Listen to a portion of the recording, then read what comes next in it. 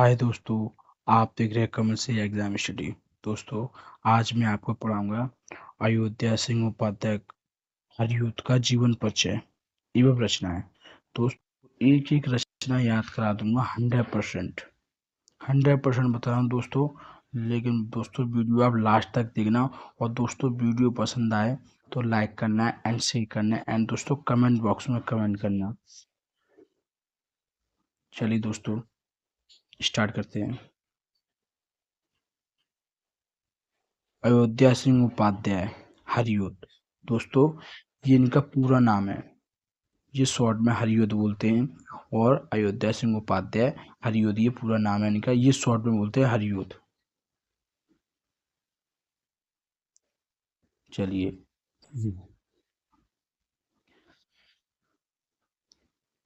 इनका जीवन परिचय। आधुनिक हिंदी की काव्य में खड़ी बोली को प्रतिष्ठित करने वाले महाकवि श्री अयोध्या सिंह उपाध्याय का जन्म कहाँ पे हुआ था? आजमगढ़ जिले के अंतर्गत निजामाबाद नामक स्थान पर। उनका संबंध था 1865 विक्रमी को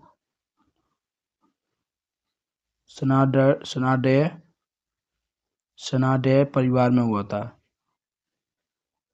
सनाडय परिवार में हुआ था। और पिता का नाम पंडित भोलेनाथ उपाध्याय था।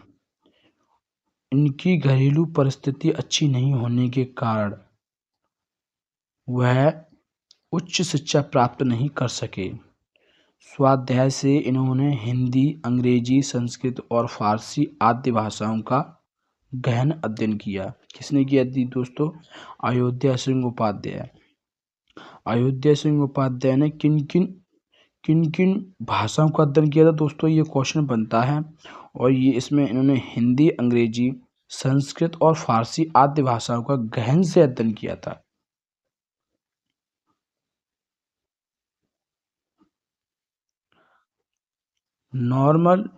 नॉर्मल स्कूल की परीक्षा उत्तीर्ण कर वह मिडिल स्कूल में अध्यापक हो गए।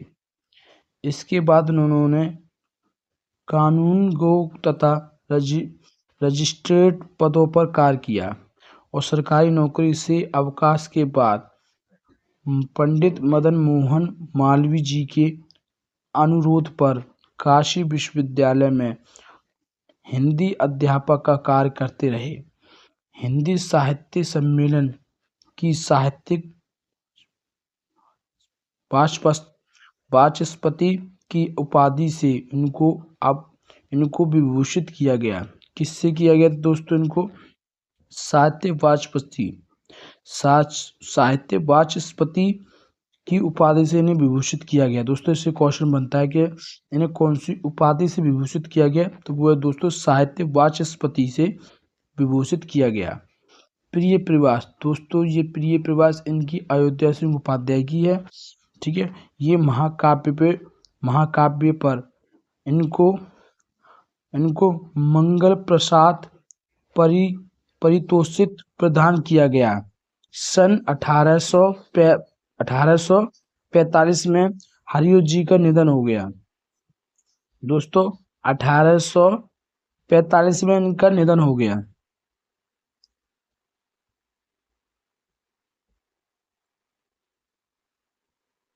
हरियूथ जी की रचनाएं विविध प्रकार की हैं। हरियूथ जी ने गद्य और पद्य के क्षेत्र पर अपार योगदान दिया है। अपने मौलिक और अनुदित दोनों ही प्रकार के ग्रंथों की रचना की है। अपने उपन्यास, नाटक, निबंध और आलोचनात्मक आदि सभी क्षेत्रों पर लेखन किया है। आपकी रचनाओं को निम्नानुसार वर्गीकृत किया जा सकता है। मौलिक काव्य। दोस्तों, ये मोस्ट इम्पोर्टेंट है।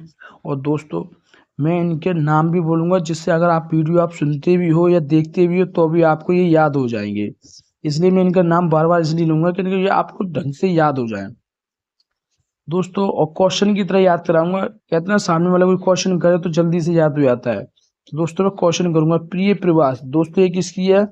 तो प्रिय प्रवास दोस्तों आपका किसकी है बताइए? तो ये है आपका हरियों जी की है। किसकी है दोस्तों? हरियों जी की है। ये अयोध्या सिंह उपाध्याय, दोस्तों एक ही नाम है, पूरा नाम है अयोध्या सिंह उपाध्याय या हरियों, एक ही नाम है दोस्तों। देखिए दोस्तों,